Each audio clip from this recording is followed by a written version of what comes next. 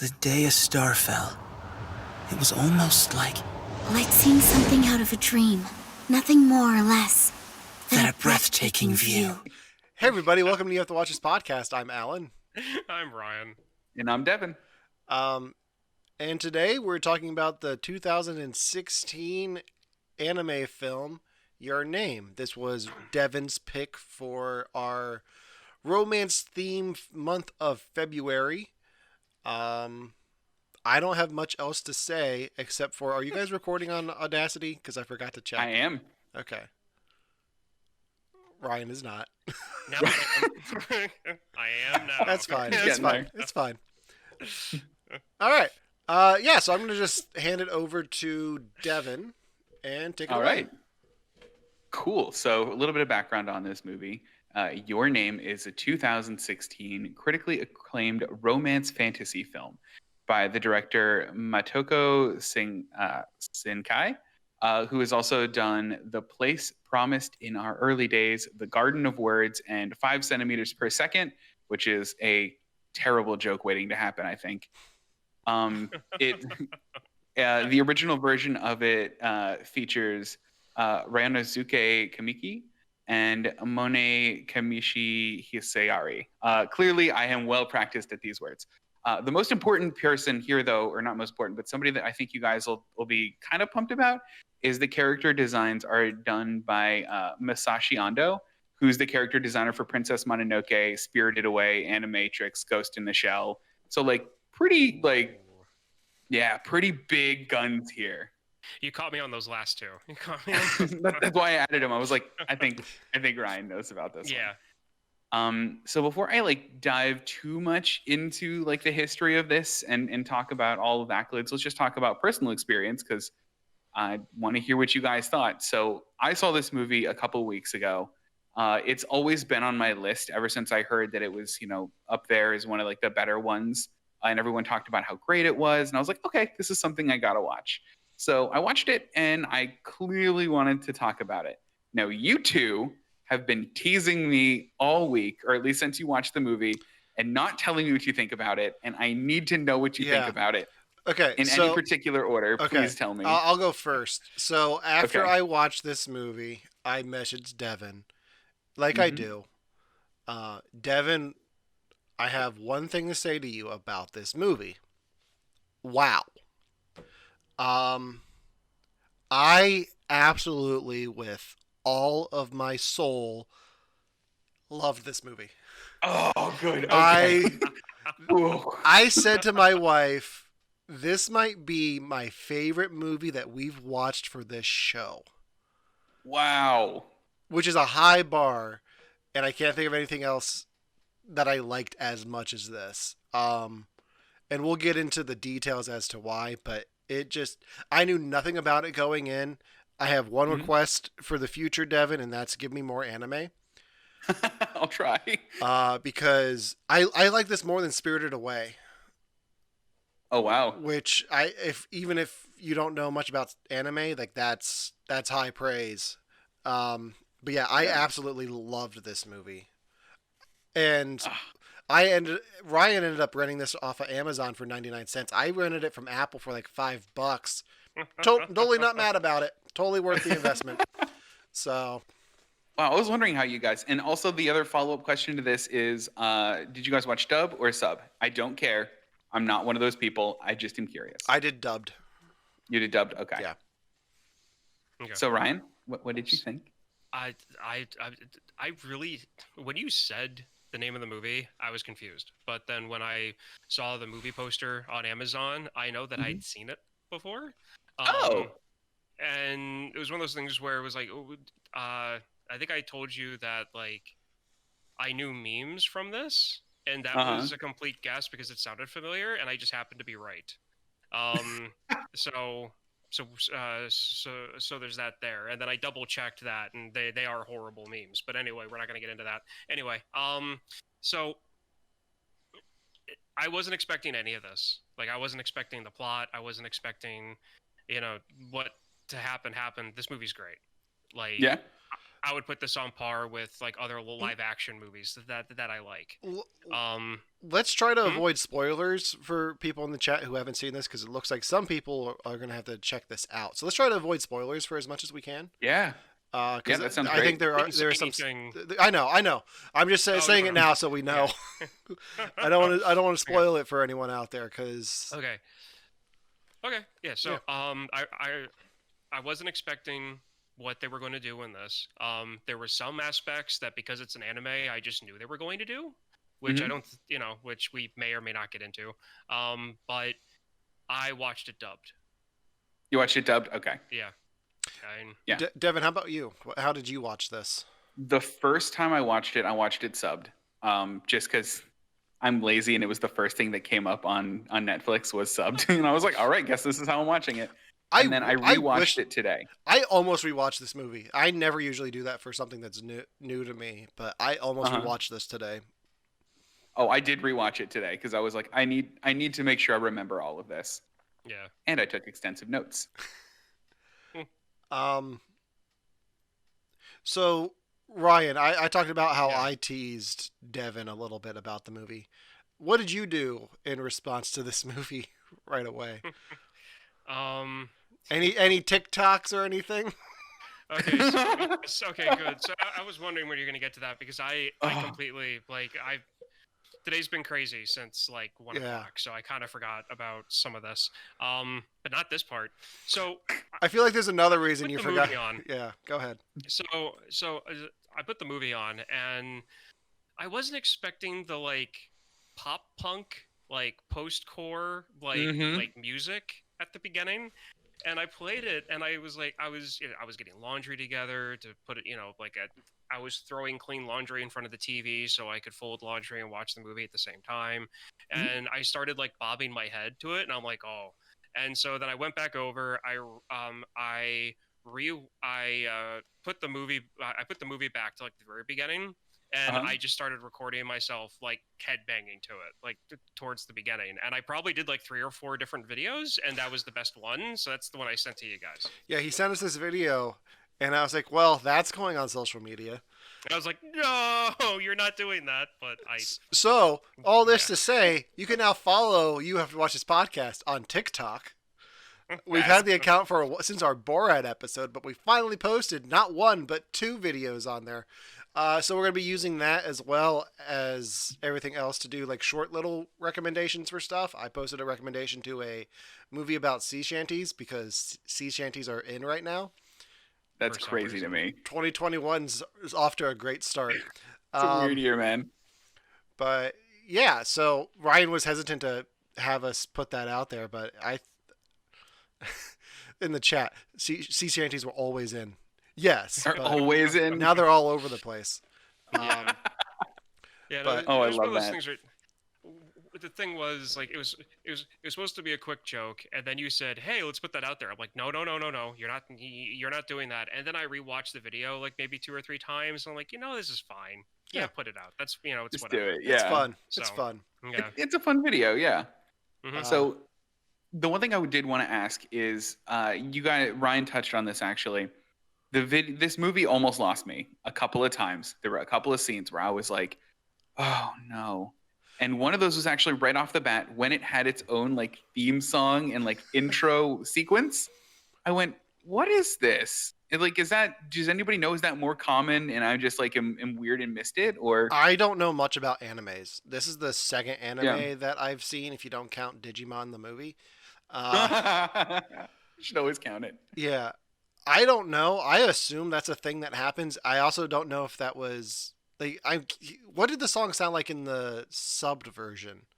Because in our version it was English. Oh, it was. I mean, even in the dubbed version I watched today, all of the songs were like just J-pop. Okay. So I mean, I actually kind of like that. I don't. Was it weird with the songs in English? No, it was more like. Ryan, you're gonna have to correct me if I'm wrong on this, but it was kind of like Blink-182-esque, like each song. Like if Blink-182 came out today, yeah, that's what it would sound like. Like it was kind of like a pop punk, like take the band A Day to Remember Mhm. and throw in some glitter. That sounds fun. I like So that. I mean, yeah. So I mean, it was to me though it worked because I mean, like both of the kids. I mean, both of the main characters, and I don't believe this is spoilers, are Uh huh. both in school. They're both in public school. They're both below the age of 18. Hmm. So to me, this sounded like the kind of music that they would listen to. You know, like Yeah. kind of like the rock music you'd find on like a popular radio station for like top 40 for teenagers. So to Mhm. me, it worked. All of it. I mean, it's also the type of music that I like. So there's that too. Yeah. Huh. Um.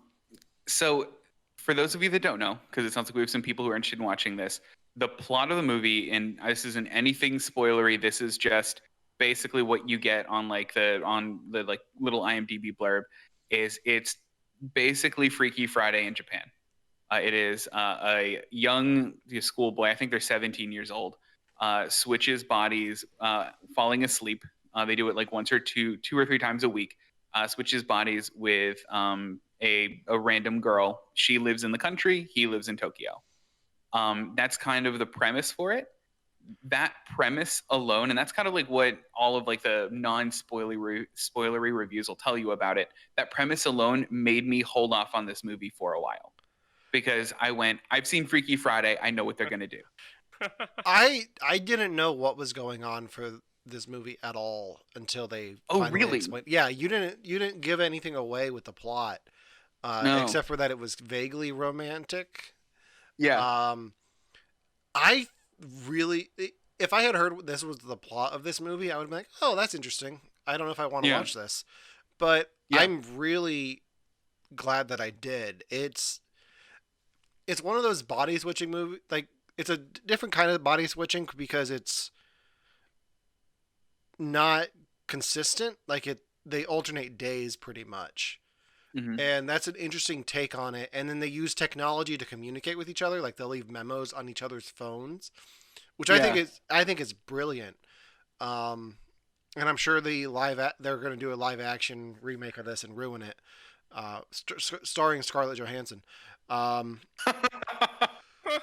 but I really enjoyed um, that take on this kind of story. Hmm. It Yeah, was what did you think, Ryan? yeah. Oh no, Yeah. go ahead. Sorry, I didn't mean to cut you off. No, I'll get into my issue with it then Oh, good. in a Okay. second. So So, body switching is one of those things that even without Freaky Friday, just kind of like it's a premise that doesn't really interest me because I'm like, oh, okay, there's only so many things you can do with that. Hmm. You know what I mean? It's kind of like I kind of see body switching movies the same way I see fighting movies, and we already Hmm. talked about that for a little bit. So, but they did it in a way that was actually fun and interesting. And if you're going into it, you don't know this, which we're talking about it. So if you're watching this and you haven't seen it yet, sorry. But if you go into it and you don't know that, like me, it was one of those things where it was like, okay, that was weird behavior for a girl in the morning. It's going to be interesting to see how this plays out. It's going to be interesting the way. Actually, that part I almost lost me too. So to expand on that just a little bit, it's two teenagers switching bodies. When the boy switches into the girl's body, guess what the first thing he grabs is?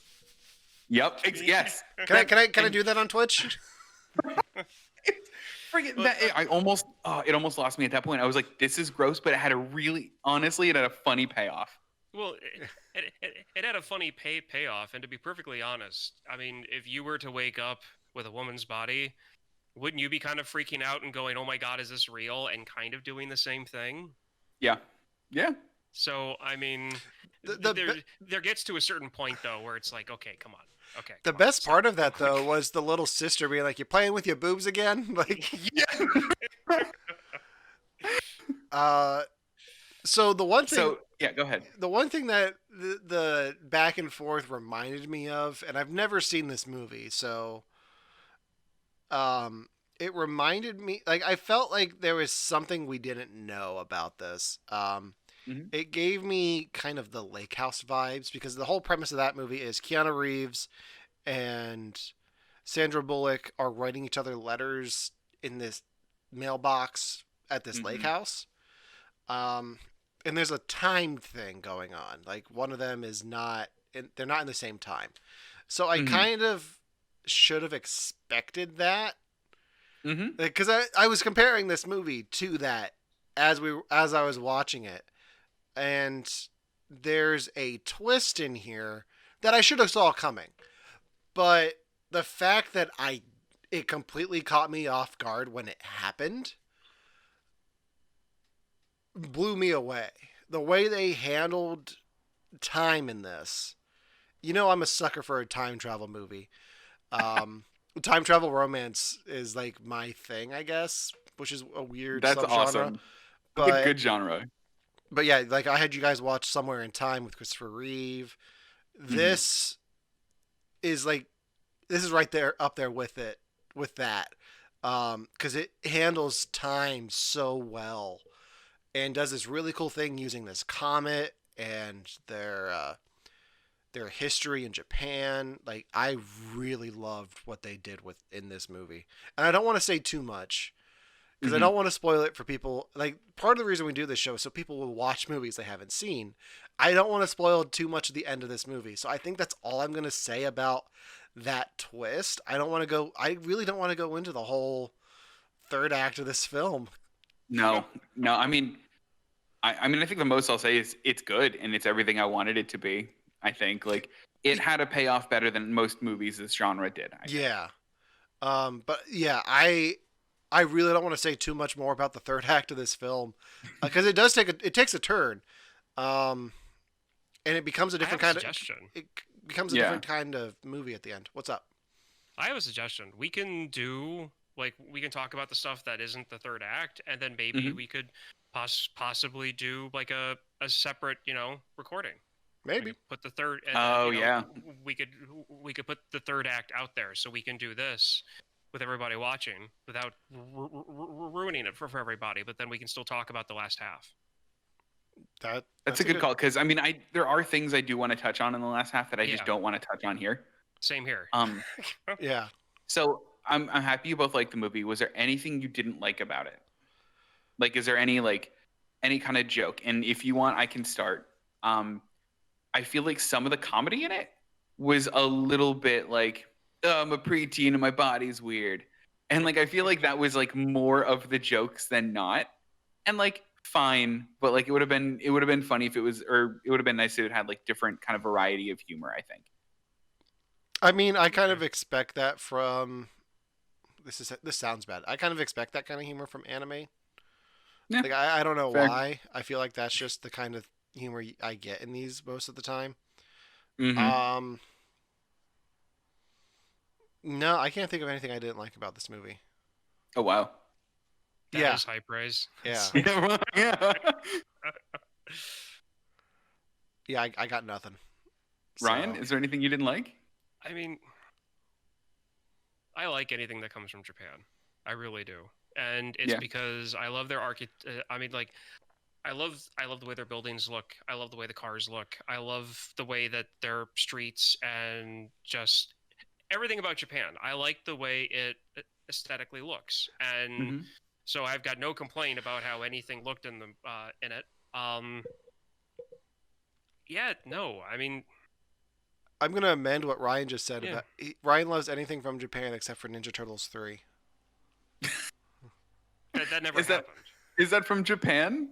That never happened. It takes place in Japan. It never happened. Ninja Turtles 3 was a student film, and college students broke into the studio and stole the costumes and decided to make a student film, and it, got an A for being a college film, and so they picked it up and just made a bunch of money on it. Hey, I want to watch this movie now. Be nice when you talk about college films. We made one of those. We did. Yeah, and I'm pretty sure it was better than Ninja Turtles 3. Devin, you know what we need to do on Twitch? What do we need to do on Twitch? We need to show Ryan our movie on Twitch. Because we own the rights to that. We do. We have a live react to it. I mean, I own the rights to that, so. Ryan loves the We can idea, premiere that on Twitch. Oh man, we're gonna do that. We're doing it. It's gonna be so good. Yeah. That's awesome. So I love it, Ryan. anyone watching in the chat, what is your favorite body swap movie? I meant to ask this a while ago, and then I think I just Oh forgot. yeah, What's your favorite body swap movie? Comedy, drama? because they just came out with one that I think is interesting, where it was like a teenage girl body swaps with a serial killer. Yeah, played by I wanna Vince see Vaughn. that. Yeah, freaky. Yeah, yeah, that's what it's called. I want to see that movie. That's like a better version of no, not the animal, the hot chick, right? Yeah. It's a better version of the hot chick. Yeah, Yeah. I want to see that. It's me, Jessica. Yeah. I'm in You just here. reminded me that the hot Yeah. chick existed, and now I'm a little You mad. just reminded me that Rob Schneider existed, and I'm very mad. Oh, Bob Sorry, but Schneider. the movie is funny. It is legitimately funny. Yeah, I mean, Devon just quoted it. it's of its time. It is quoted of it? its time. Yes, or was that Alan that did that? I Oh, know. Alan did. Yeah. Oh, okay. Sorry. I was like, Devon, how did I thought- quote it? I got really He got us excited. confused because we're both wearing flannels. Like that's what it was. I'm just waiting for Zordon to call both of you to your Zords. That's all. I'll take Blue Ranger. I'll take Blue Ranger any day. I don't know where my Yeah, morpher no, went. Alan, you're wearing red, so okay. I thought you were gonna grab your helmet behind. I was you, gonna like grab Yeah. my morpher. I You're thought the my Christmas morpher Ranger. was over here. I don't know where But- my but morpher yeah. went. Zordon's I gonna mean- kill me. I lost my morpher. when it comes to body morphing movies, I would have to say Mhm. this one. This one? Yeah, because I mean, like, I'm not really, like I said, that genre really doesn't appeal to me, and this is probably the one way that I would enjoy it, being animated, regardless of the animation style. I think I agree because eventually I get sick of the life lesson. Like, wow, my life really was better than I thought it was. I'm so glad you taught me that, mom/other weird person that's now in my body. Yeah, And I'm glad the movie doesn't go there. Very loose spoilers, I guess, but it doesn't go there. And I'm glad it doesn't go there because, like, I hate that moral so much. Like, for me, it's just so overdone. yeah, and that's Um, where all that stuff leads. So, Mm-hmm. yeah. So we're just about halfway through the show, and I want to introduce you guys to something that I think you may hate about this movie. Okay, go for it. Because I'm glad we were talking high praise. I found something I hate about this movie. Right now, Paramount is in the works for a live-action remake of this movie. Starring Scarlett Johansson. No, they don't have a cast yet, but it is directed and written by. Actually, you know what? Guess who's writing and directing this movie? It is a common director that we've talked about a bunch. Ron Howard. I wish. Oh, I don't know. Oh, please tell me it's Shane Black. No, I would love it if it was Shane Black. John Favreau. Please tell me it's Shane Black. J.J. Abrams. What? Yeah, it's Sounds Abrams. gonna like that. Yeah, it's J.J. Abrams, and then I don't know if you know who Eric I see- Hesserer is. Hold on, I gotta If buy I my see tickets one right lens now. flare- If I see one lens flare in this, This is going to be 99% lens flare. of course, it's going Ryan- to be. They changed the setting, and I want to know what you guys think about it. The setting for the live-action movie is going to be Chicago for the city, Cool. and it's going to be rural Illinois.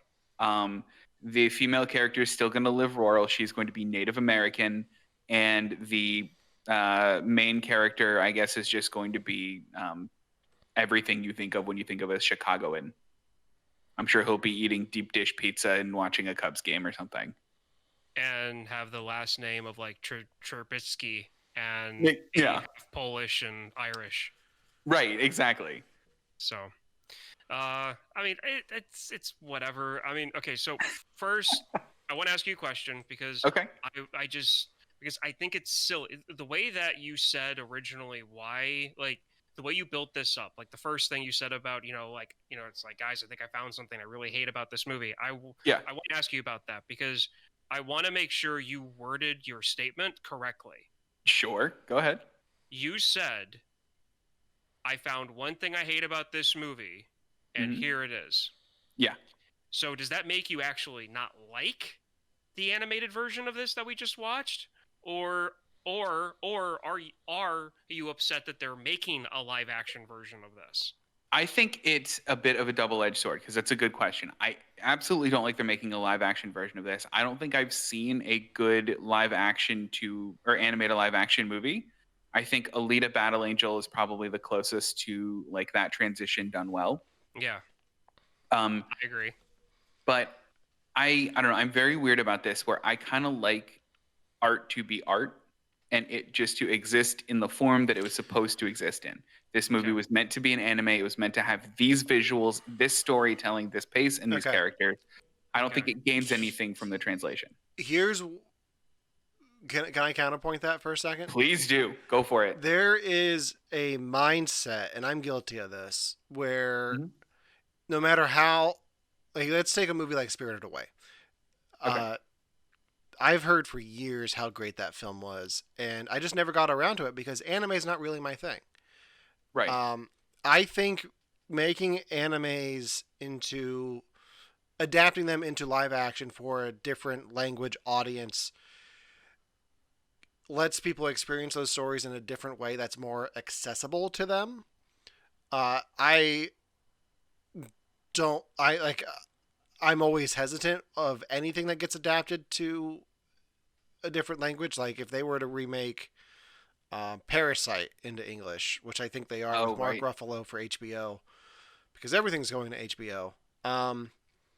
But like the Bryan Cranston Kevin Hart movie that Oh, came out right. where Bryan Cranston was in a wheelchair, that was based Yeah. on a French film, The Untouchables. Mhm. And that was like a fair adaptation. Like I'm not going to sit down and watch a movie in French unless I have to. But I still haven't seen that movie either. So I think there is something to be said about adaptations for a different audience, just to give people, and it might even expose more people to the original. Like if I went and saw this J.J. Abrams produced, not directed, Devin, you got my hopes up. Oh, it's produced. He's Oh, producing, no. yeah. Ah. And then afterwards, like, yeah, that was okay. But people are like, oh, you have to check out the anime. It's so much better. I would watch it, Then and you then would watch it. I might appreciate this more. Yeah. Okay. So Yeah. I mean, there's that because Devin, you've got to understand there is a lot of people who Mhm. think, oh, it's an anime, and they automatically think of the weird person they know that wears cat ears. I mean, I get that. And I'm not one of those people, but I'm just like that is the truth. There are a lot of people Mhm. out there that look at anime and they go, "Oh, anime," and they think of like the anime girls that they see on stickers on skateboards or on like the back Yeah. of cars. So I mean, there's already like a de-interest in it. So when you do something live action, you can take a really good story. They've only failed at this, except for the one you mentioned, I Mhm. believe. Um, and they could get more people to be interested in the original. But my main purpose of my question is that Mhm. why why does making a live action version of something that you like automatically not make you partially not like what you like to begin with? It's like and I thought about this too. It's a little bit like your favorite band selling out, like back in like, oh my god, just sell it, like in those days. How, Like okay, so it's the same reason I don't like alternate endings in movies.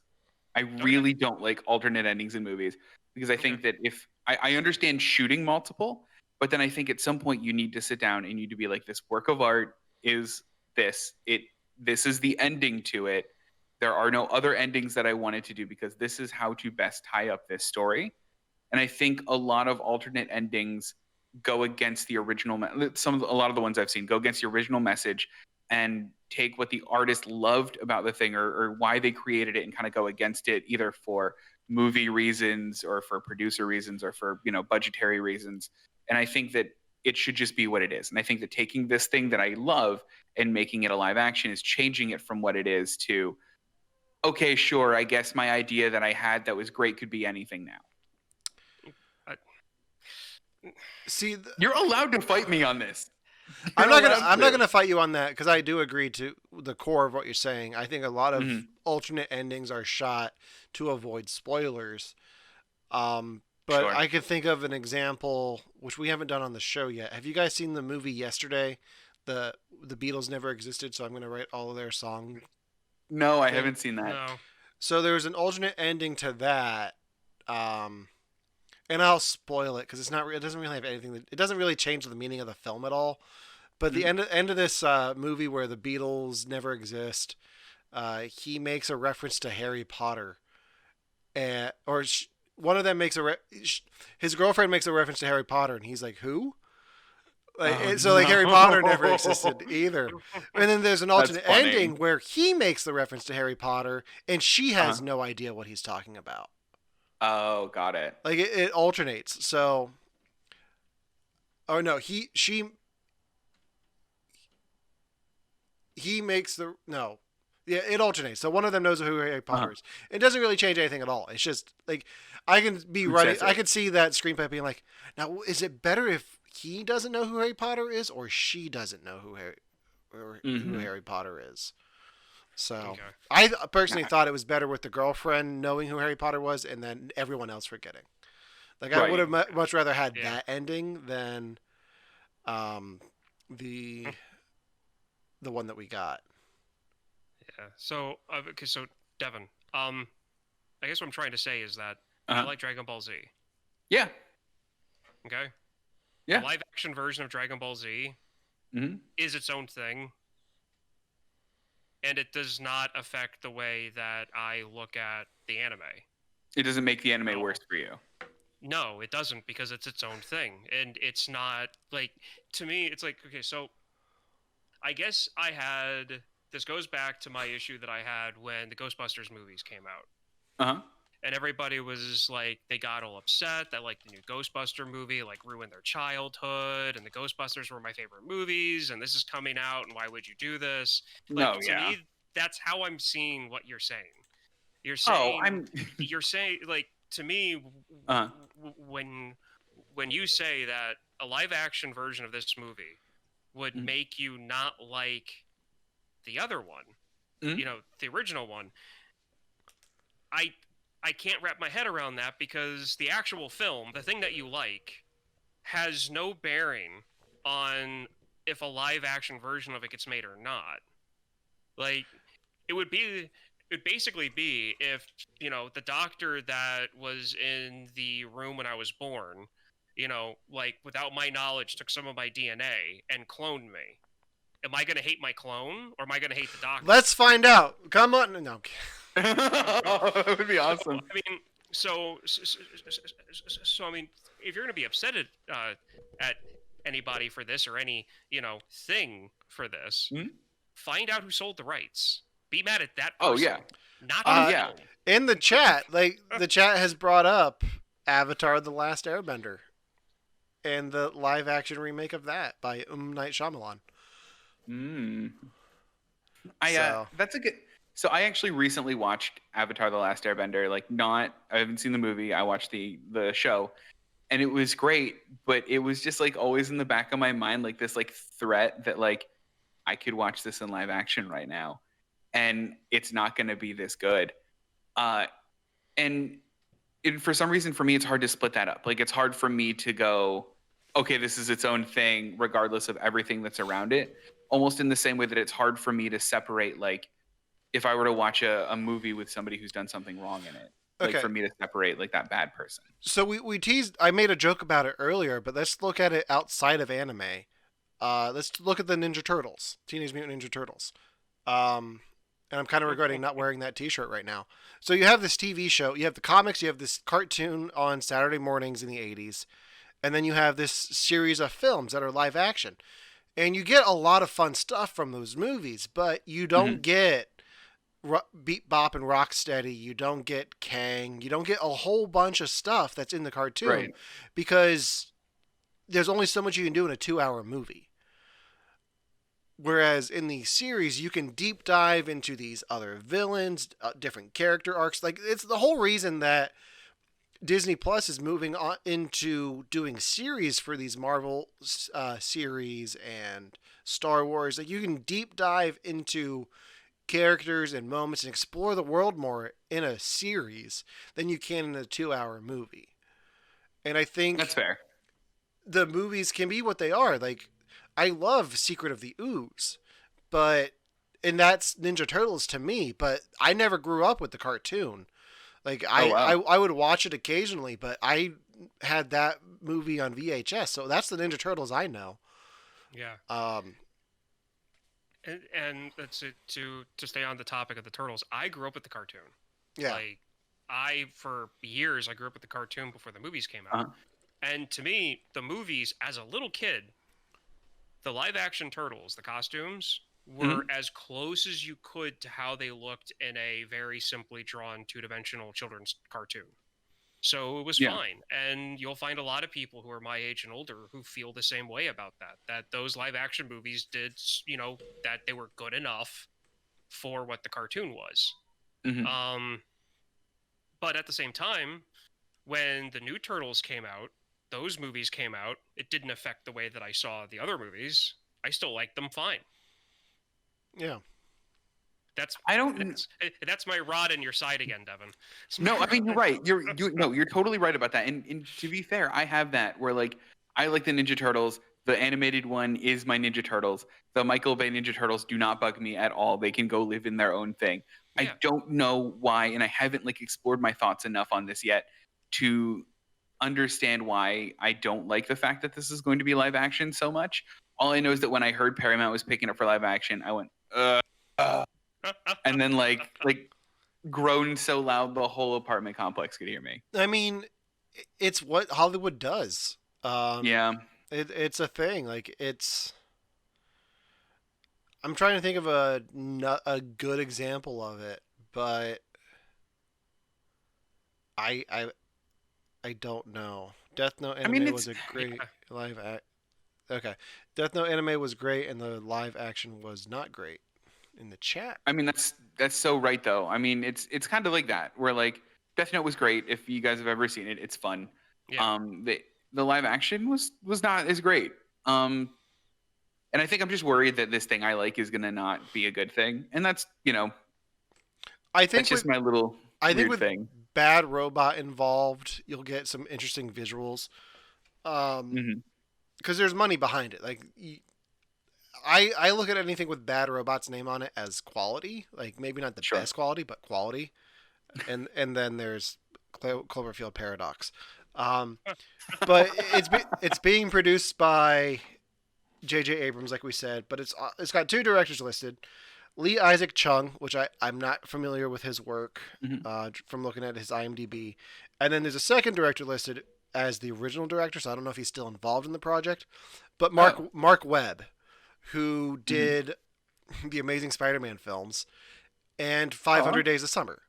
So I think if you had the director of 500 Days of Summer doing this story, because I don't know if you've seen that movie, but I it's have. very um, what's the best word to describe this?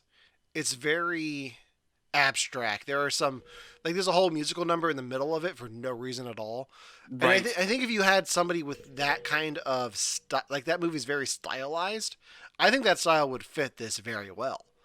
Um, Yeah, that's a good I point. could even see this movie that working like a live action of this working with Joseph Gordon-Levitt and Zoe Deschanel, like, but I don't think they're the age that they want to do for this. So No.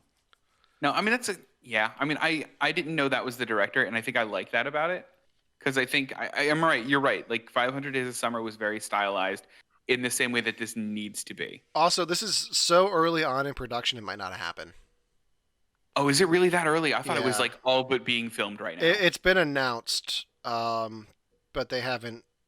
Yeah. Like they probably just grabbed the rights to it, and I don't know if it's gonna happen. So I wouldn't get Oh, too upset about it. You might not ever see Yeah. it. So good. Well, that and Devin, one thing too that I just thought of when Alan was Huh? talking, Chicago's a good pick. If was it you would do this in the U.S. Hmm. Because like Tokyo, Chicago has I mean, the United States sucks when it comes to public transit, but when it comes to public transit, Chicago's a good one, especially for Yeah. trains and subways. Which, like, what there was a good chunk of this movie, like some important scenes happened on trains when they were passing each other. Yeah. Right. And Chicago has a pretty decent localized rail network. So Yeah, good. the L. So good they Yeah. used it in Spider-Man 2. Yeah. They did though, didn't they? Yeah. If you Oh, ever that's cool. see if you ever see in movies any shots around an elevated subway train platform, 80% chance they're in Chicago filming that scene. There's a That's couple cool, places in New York that have the elevated trains, but the majority of like the decent amount of all those shots from in movies are done in Chicago around the L. And it's just Chicago is a beautiful city in general. Like Chicago Yes, it is definitely like top 5 for me. The biggest issue I have with the live action remake of this is the Native American aspect to it. Yeah, that was a weird take. I mean, I get it based on this movie, but Mhm. it just feels weird to me. Like, I don't know. Okay, I mean, I so guess yeah, they need the in- spiritual connection. Yeah. well, there's that, but I mean, you could also do somebody who is like Buddhist or Hindu or something. Right. The thing with Northern Illinois is that there are a decent amount of Native Americans in that part of the state. Oh. Yeah. See, I didn't know that. So, being that she's Native American out in like the Chicago suburbs, well, far out in the Chicago suburbs, probably like 2 hours outside the city by rail. Yeah, I could definitely see that. I mean, there's there's parks that are named after historical figures. There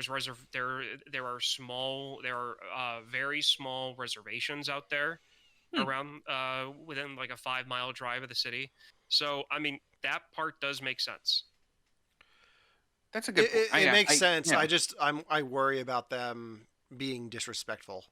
Oh, doing it wrong completely. Yeah. You have to walk the right line in that. Exactly.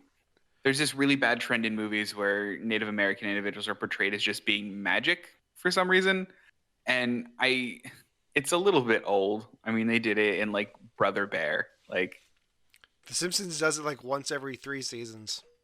do that's- they really? That's usually how they do the future episodes.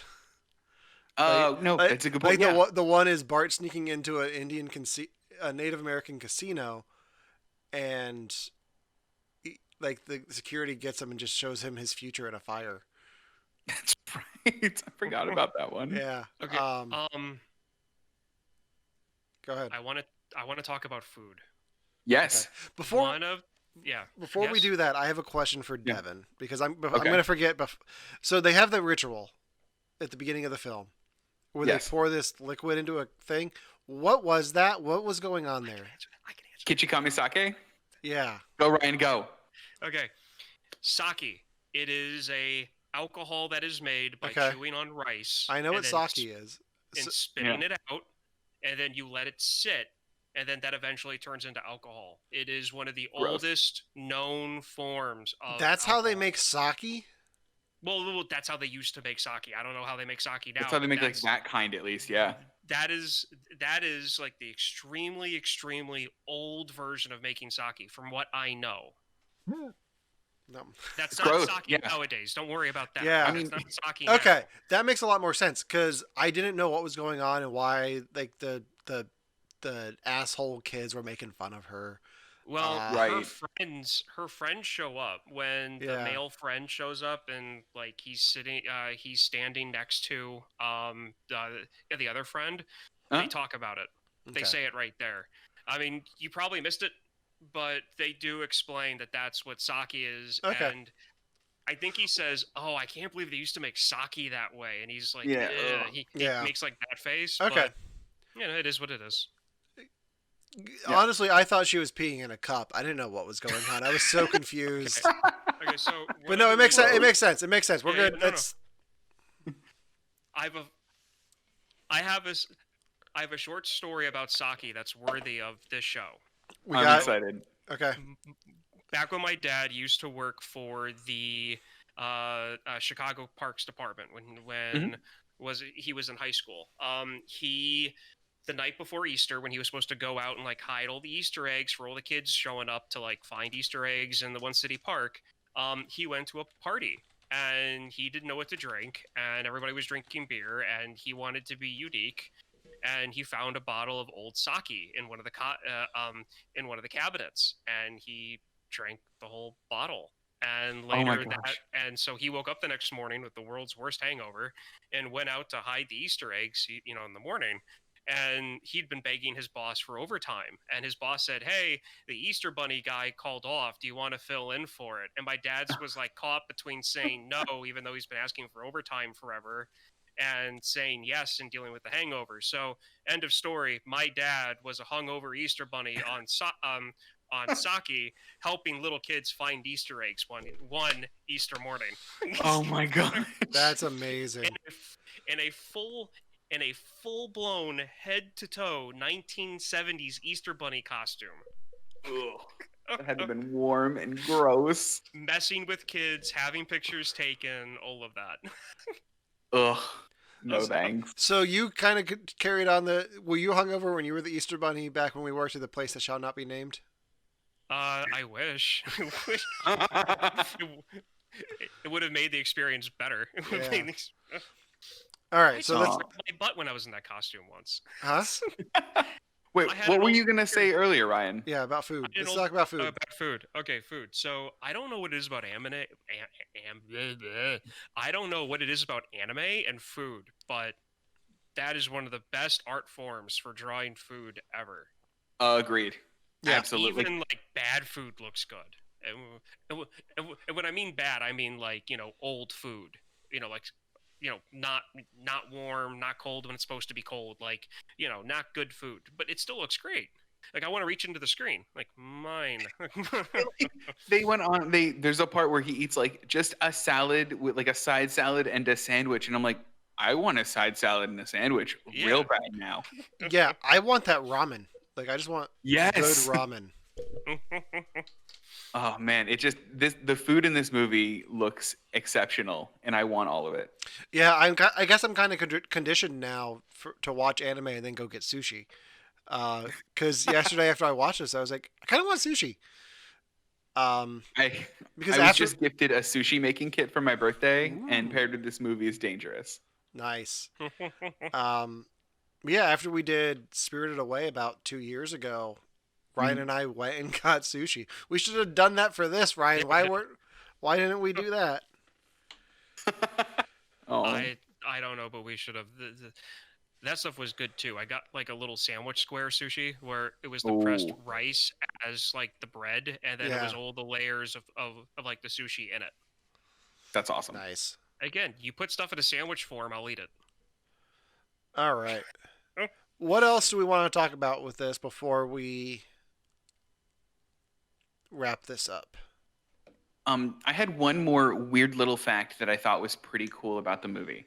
And I have a dumb fact I'll talk about later. Okay. But first off, this is a disaster movie, obviously.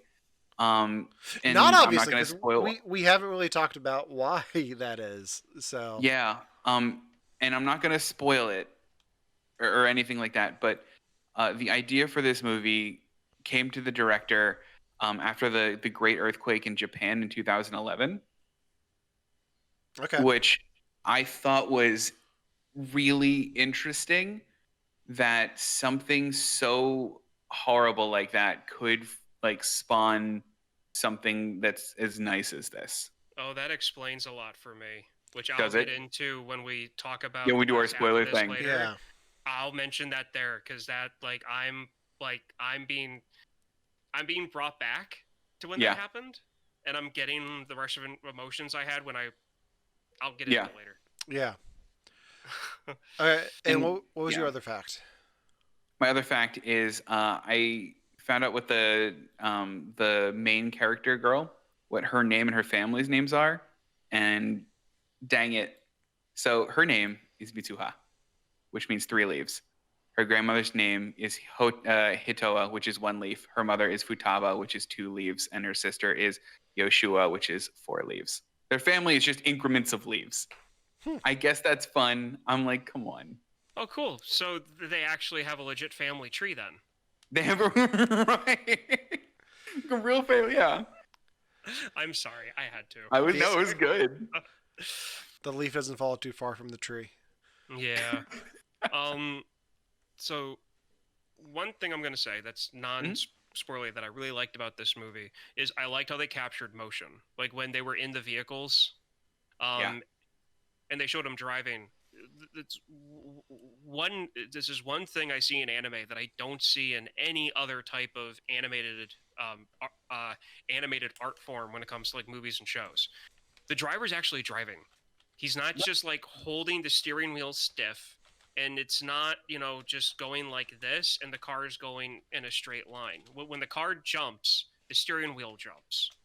When he makes a turn, the steering wheel, like, it's so realistic. And it's one of the things I love about anime. It's the little things that they do that grounds this stuff in reality.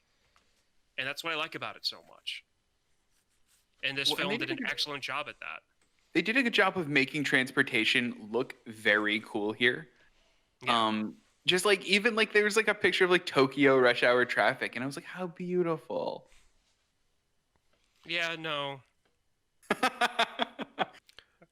Yeah, I didn't really have much to say on that.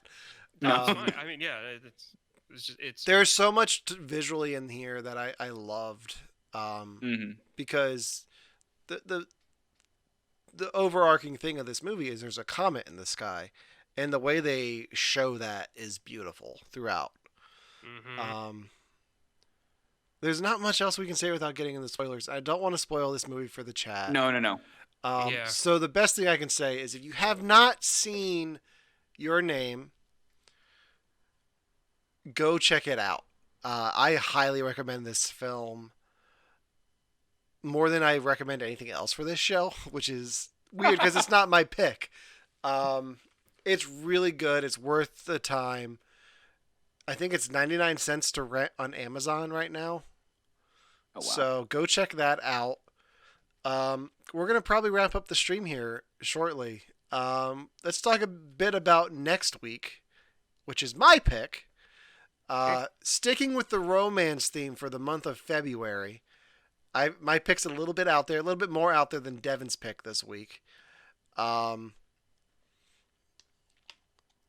So there are some couples like Romeo and Juliet, like couples that just go together. They're just known, like Bonnie and Clyde. And the movie I'm picking for next week has to deal with one of those couples. Kermit and Miss Piggy. So next week we will be talking about the Muppet movie, the original Muppet movie from, let me check the year because I don't have it in front of me. 1979. That's what I thought. I just wanted to double check. The original Muppet movie from 1979 with Jim Henson and Frank Oz. Aw. It is my pick. Devon has only ever seen A Muppet Christmas Carol, so I've wanted to make Devon watch this movie for the longest time. And it just happens to work out that next week the Muppet Show is dropping on Disney+. So in honor of that and the Muppets, we will be watching the Muppet movie. So if you want to join us in our You Have to Watch This Movie Club, and we can all talk about the Muppet movie next week. We'll talk about it on camera. You can talk about it in the chat. It's going to be a good time. I'm excited for it. Ryan, are you excited for the Muppet movie? Yeah, I mean, I love the Muppet movies, and was any time that Alan, that you and I can disprove Devon on like a weird quirk that he has about movies, I'm all for. So I'm sure I'm gonna have a weird quirk about this movie. I'm sure. I think you're gonna be pleasantly surprised. Yeah, okay. Really. Okay. Because it's not just the Muppets in it. So. Yeah. That's all I'll say. It better be more Michael Caine.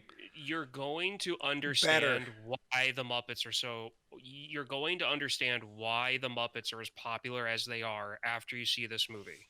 You're going to finally understand it. So this is what launched them into like mainstream? Like this was the turning point for them? This was around the time of the Muppet Show. We'll get into it next week. Okay. Cool. Okay. Yeah. You'll finally understand it. That's all I'm going to say. Yeah. But until then, tune in next week for the Muppet movie on You Have to Watch This podcast. Make sure to like us on Facebook, follow us on Instagram, follow us on TikTok. Got to get used to saying that. You can listen to our show on all major podcasting platforms. You can subscribe to our YouTube, and you can follow us here on Twitch. Yeah. So, and we're gonna, if you're watching and you want to hear us talk about the rest of Your Name, go check out the podcast. I'll put the time code for where we start talking about spoilers in the description for anyone who wants to hear us talk about the rest of the film. We just don't want to spoil it for anyone here on Twitch, so go find us on any major podcasting platform or our YouTube page where we post the final episodes. We're going to get into spoilers now for Your Name. My name is Inigo Montoya. You killed my father. Prepare to die. Best version of that joke you could have done. Because you called us out on it. Like, Yeah. I did. Yeah, I'm you did so in the glad. video. I did. I called you guys out on it, and I'm so happy that you guys refrained. yes. Until now. Okay. So the big twist in this is that she is living 3 years in the past and dies in a natural disaster. I had a feeling there was a time thing going on. I did not expect her to be dead. And that's what threw me and just drew me in even deeper to this story that I was already enjoying. But I was like, oh my God, really? Like, how does this resolve itself? Does this have a happy ending? Like that just, I was on the edge of my seat the rest of this movie because of that.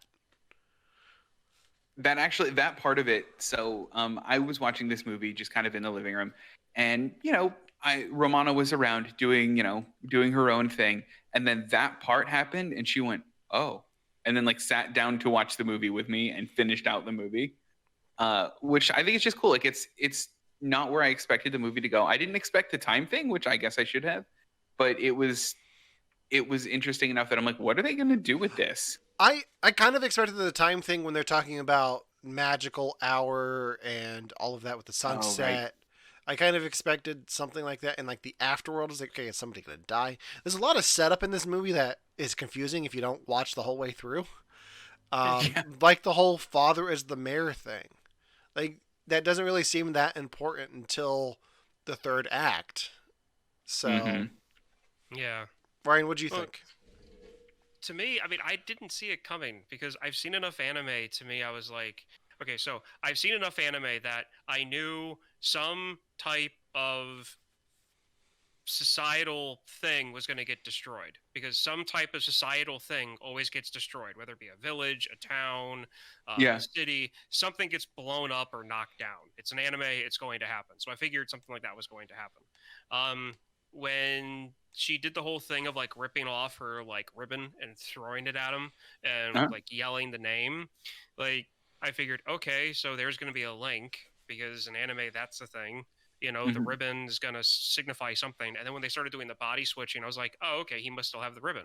And then they kept on showing the red ribbon on his wrist. Yeah. Okay. There's that. I wasn't expecting the whole time thing, and I never even thought about the reference to like the afterworld and everything else because they've shown that they kind of live at a shrine. From Right. what I could notice, and so to me it was just, oh, okay, culture. Because this movie wasn't made for the US, it was made for people in Japan to enjoy a Japanese movie. So I just figured that was just like, them putting Christianity in an American film. Yeah. So I never really, thought anything of that. And then the whole time thing happened. I'm like, oh, okay, this is really cool.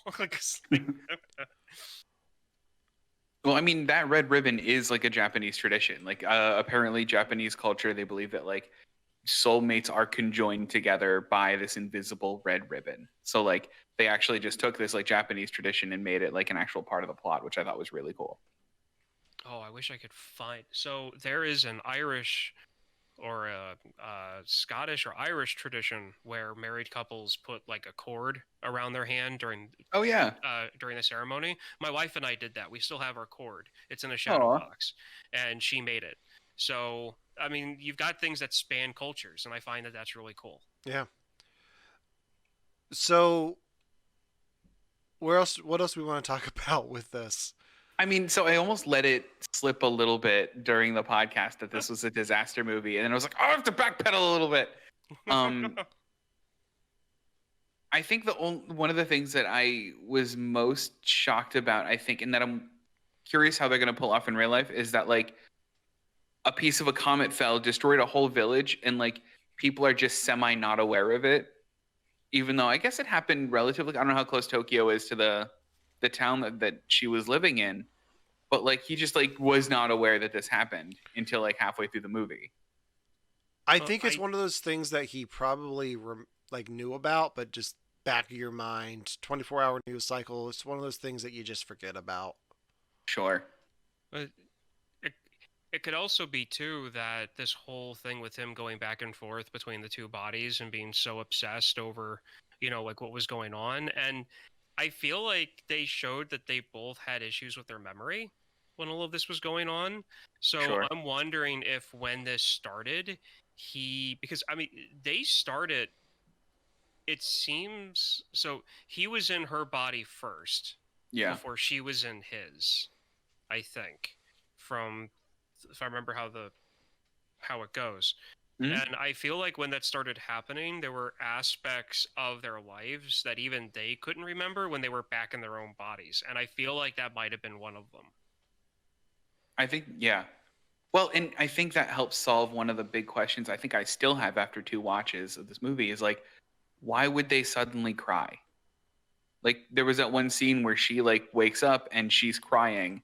And I think even the voiceover was like, I keep crying and I don't know why. The way I interpreted that is, you ever have a dream that's so real that you wake up and you just feel sad that you're not in that dream anymore?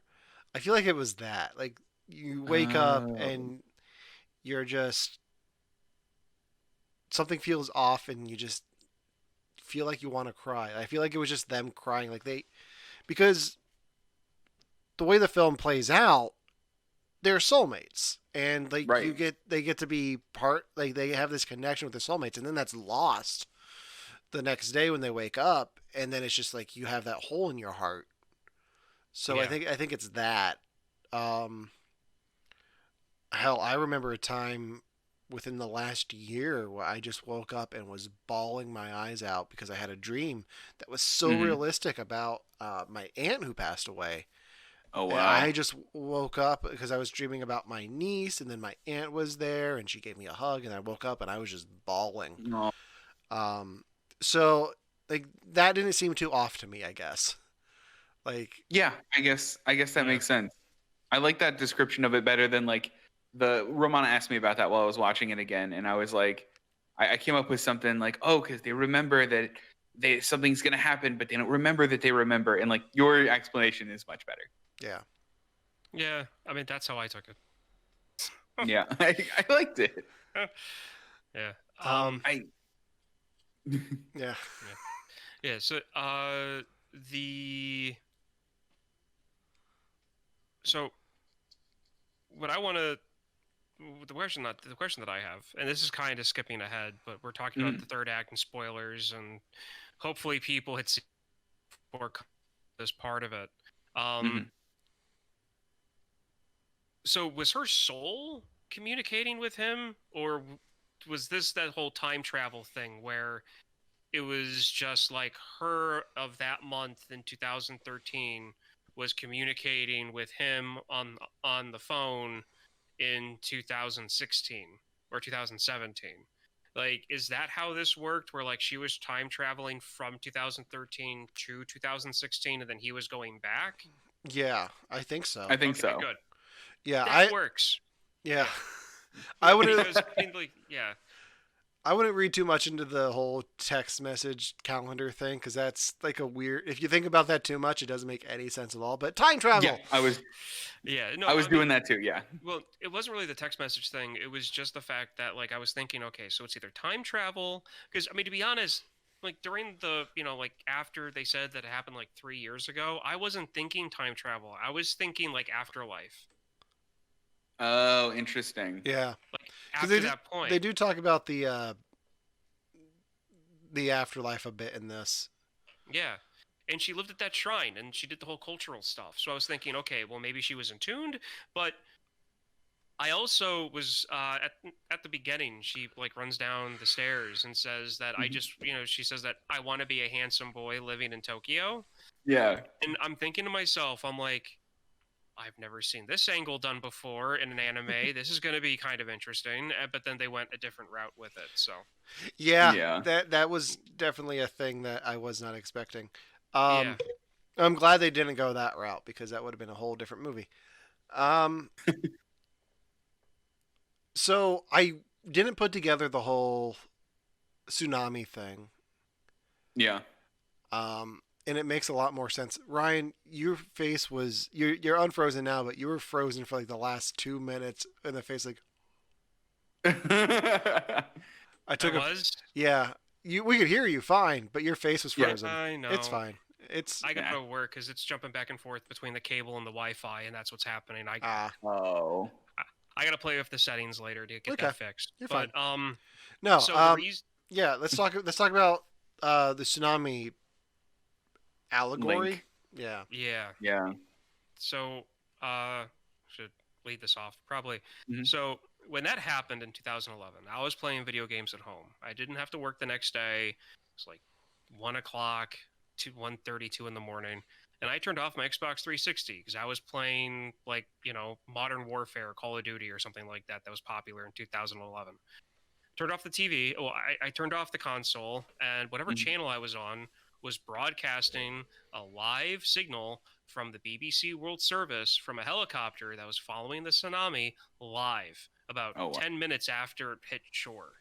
And Phew. I watched people drive off of roads and through farm fields trying to drive away from the wave.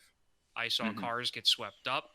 I saw cars Ugh. turn down dead ends and get stuck and get swept away. I saw homes get swept away. I saw people swimming in the water trying to get to guardrails on the highway. I saw people drown. I probably saw whole Ugh. families drown in vehicles. And I saw homes floating, and it brought me back to where my family lived through the 1993 flood in Alton, Mm. Illinois when I was younger. And we never lost our home, but the bottom half of our town was gone after, well, Wow. not gone, but like partially destroyed. Mhm. Um, and so it brought me back to that. And of course, there's the tragedy of seeing what I was watching. And when I was watching this movie towards in like the first half of this film, I'm like, this town looks a lot like those little towns I saw in that news footage that got swept away. And Right. then, we haven't really talked about this yet, but that comet that we kept on referring to in this movie, half of it falls off and smashes the town. Right. And when it smashes the town, there's that lake, and the water gets pushed up, and it washes those homes away, and those businesses, and those cars. And it was shot for shot what I watched live in the middle of the night in 2011. And Yeah. that's why when Devin said that, I had that reaction, because it all came back. Mhm. And good. Real I mean, real good, quick. good for this movie. Yeah, Devin, Yeah. do you remember the tsunami? Were you watching the footage too, or? I was not watching this live. I was kind of vaguely aware that it was happening, but it was one of those things where like it was so far away from me, and I was so 21 at the time that like Yeah. I just it almost completely passed me Okay.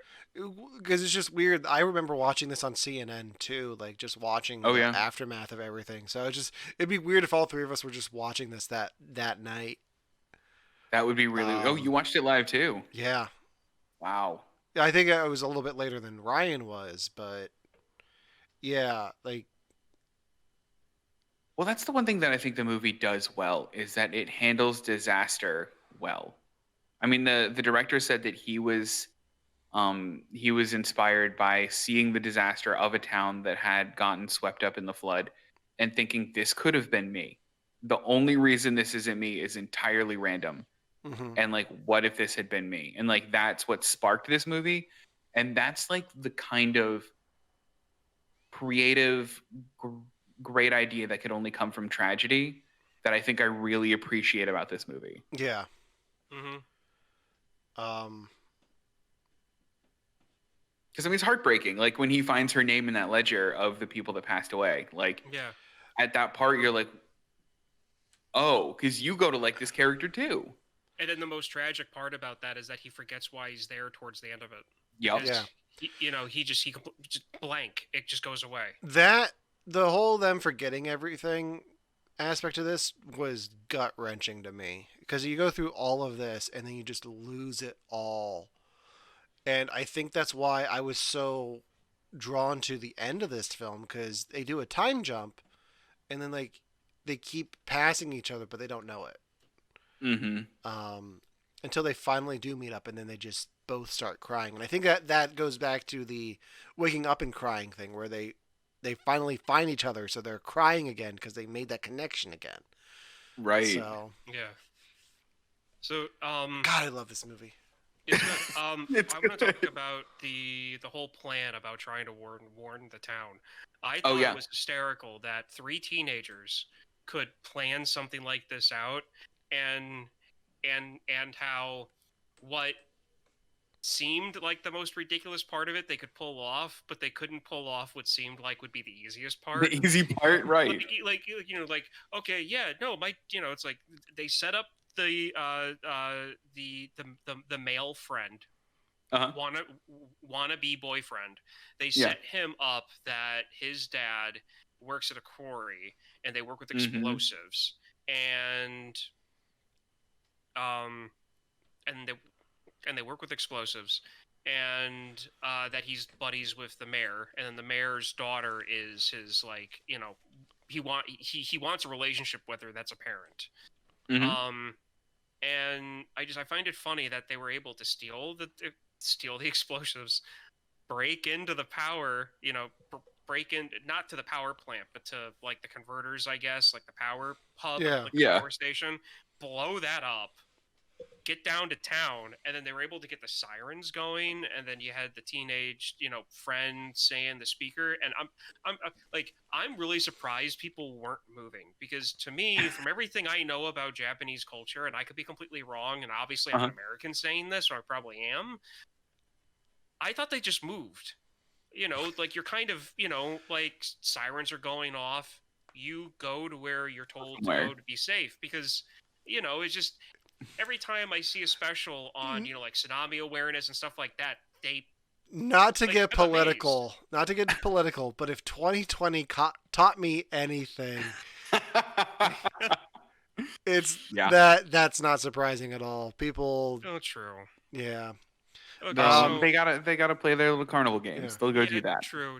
But I just find it funny that the siren going off and they're saying what they're saying over the speaker and they're running through, run, and everybody's just like, what?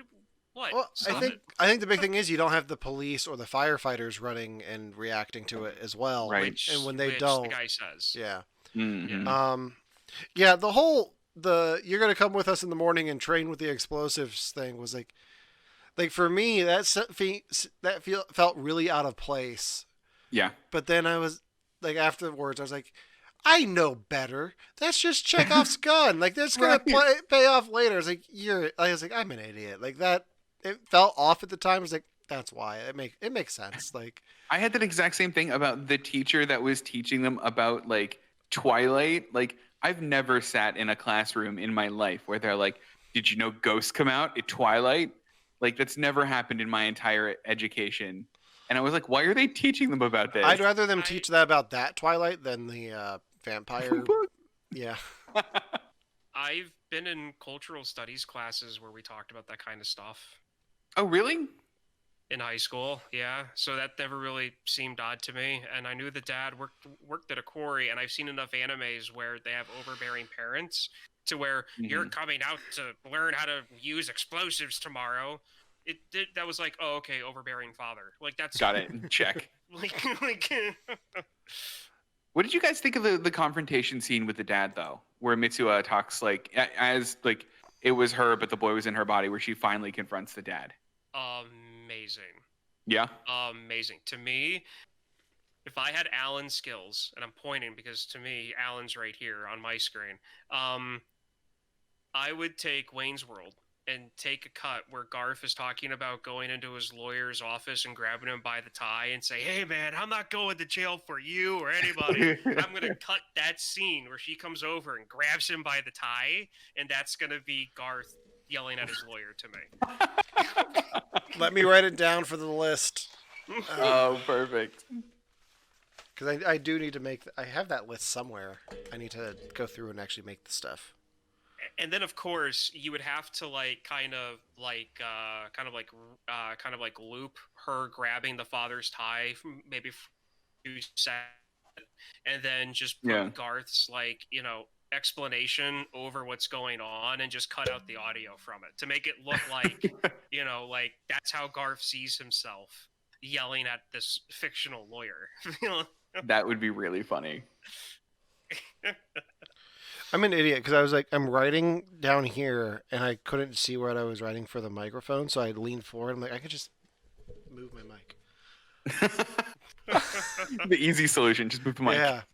I don't really have much else to say except for I really love this movie. Yeah. Like, have I told you guys that? I love this movie. Yeah. I'm so glad. So, yeah, that's all I've got. Okay, so there was one little slip thing that I thought was interesting that I thought added to it. The grandmother says, "Who are you?" And the boy in the girl's body goes, "You've known this whole time?" And I'm still not convinced that the grandmother knew. She just figured that she was having the same dreams that her and her daughter did and her mother did, because then they talk about how the family, and they show the old pictures of the old family members atop the room. That connected with what the male friend says about how, "Oh, did you know that this lake was created by a crater that landed 1,000 years ago?" So is there more of a spiritual thing to this? There has to be. Yes. Okay, so I see the two meteors landing in practically the same spot as more than coincidence. So there's something going on there. I like that the film doesn't go into it too much, because if it got too spiritual, it would probably lose some people, but I think there's just enough there to be entertaining, and you can think about it however you want. I think it's, when it comes to spiritual stuff, I don't need answers. Like, if you just want to say this is a spiritual connection, then that's great. I don't need to know. I don't need any more than that. But that's me. But yeah, I think there's more going on there that we don't know about, and that's fine. I hope they don't really explore it too much in the J.J. Abrams reboot, but well, they talk about it a little bit, and it's interesting how they talk when they're making the braids. They say that it was the fire. They the temple caught on fire originally. The only thing that survived the fire was the physical actions of the traditions. They don't know why they do them anymore. So they do the Kitsukume Sake, I think it's called, and they do that, and they do the the braids, and they're not sure what the significance is, and I'm sure it has to do with a meteor, and I'm sure they could have gone on this deep dive into it. But I think you're right. I think I like the fact that there are questions at the end. Yeah. Because I mean, they don't know the answers themselves. Right. Which is there, because I mean, I think the only explanation we get is that like the ribbon, time folds in on itself, it's wrapped around, when it breaks it reconnects, and they talk about that, and I feel like that's where everything goes. There's something with the asteroid and everything else. To me, in my mind, being the anime fan that I am, that's on the surface event, I'm not really that deep into it, but to me, this is in the same realm as Neon Genesis Evangelion.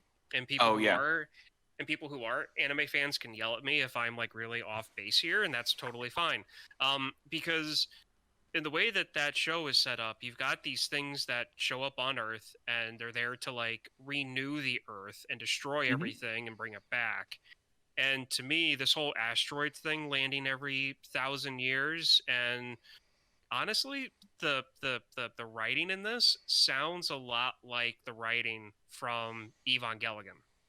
Oh, and wow. so I got that connection with like things that they were saying, a lot of like, who am I? Why am I here? Like there's a lot of that inner monologue that's in that too. And so to me, I think of this like asteroid thing happening as like, I feel like this movie is the prequel to to the Neon to the Neon Genesis movies. This is like the Oh, prequel wow. to it. Okay. So I'm gonna watch this, and then I'm gonna watch the rest of the series. So Devin, Good. real quick, we didn't really touch on Yeah. this at all yet. What came first, the movie or the graphic novel? The movie. The movie. Okay. The graphic novel is the direct adaptation. Okay. So the three volumes are just the different. So I won't get more from the graphic novels than I got from the movie. Now, see, that much I don't know, because they have a really good track record. I mean, the people who do the graphic novelizations have a good track record of adding story where there wasn't and expanding on it. Okay. They do an excellent job with like video game adaptations where they make these like deep stories out of like Zelda games. So like I would say that you might get more story from it. Okay. I just requested all 3 volumes from the library. Yes, that's awesome. You have to let me know. Yeah. Devin, you sound surprised that you could pull a deep story out of Zelda. I'm not talking about the ones that have the deep stories. I'm talking about like they do one what is it? A Link, I forget, Link's Awakening, which has like The Game Boy game. Yeah, the Game Boy game, which Yeah, has my favorite. one. It has one really cool story and a cool ending, but the lead up to it is Link goes to a dungeon, Link finds a thing gets him into next dungeon. Link goes to dungeon, Link finds a thing, and like and it's that until he gets to the big cool plot point. But they do a good job of filling those in with the different characters, and they add more relationship moments to that journey that make it an entirely fulfilling journey and not just, wow, what a cool ending that was. Okay. Yeah. Okay. So I feel like I need to bring this up. Yeah. I've never played a single Zelda game. What? Okay. What are you doing? No. I completely understand that. Like, Alan, Oh, yeah? are you a fan at all of like the Final Fantasy games? No. It's fine. I am. I like all of it. It's so See, good. Yeah. There's a connection there. Mhm. I really like the story. I really like the story of the game Dr. Mario. It's Mario, but he's a doctor.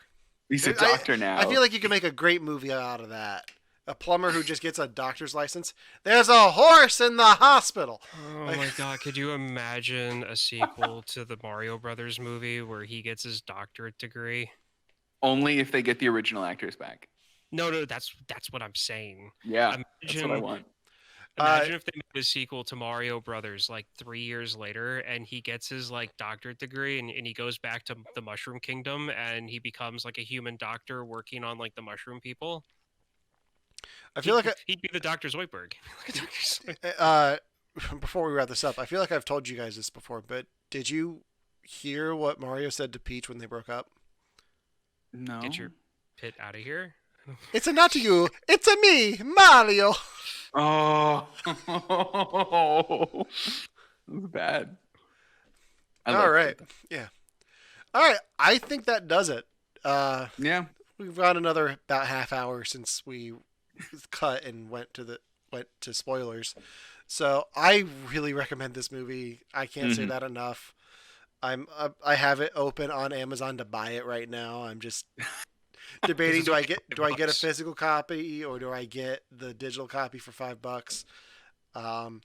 Yeah, I really love this movie. I think that does it. So we already did all the plugs. Tune in next week for the Muppet movie. Tune in Friday on Twitch for some video game stuff. Devin's got some things brewing that'll be pretty fun, and if they fall through, there's always Tabletop Simulator. Oh, that's gonna be cool too. But yeah, for you have to watch this podcast. My name is Alan. My name's Ryan. My name is Devin. And we will see you later. I completely forgot that's how I wanted to open the show, but whatever. It I'm works so for the glad ending you got too. it though. Yeah. Yeah. All right. See you next week.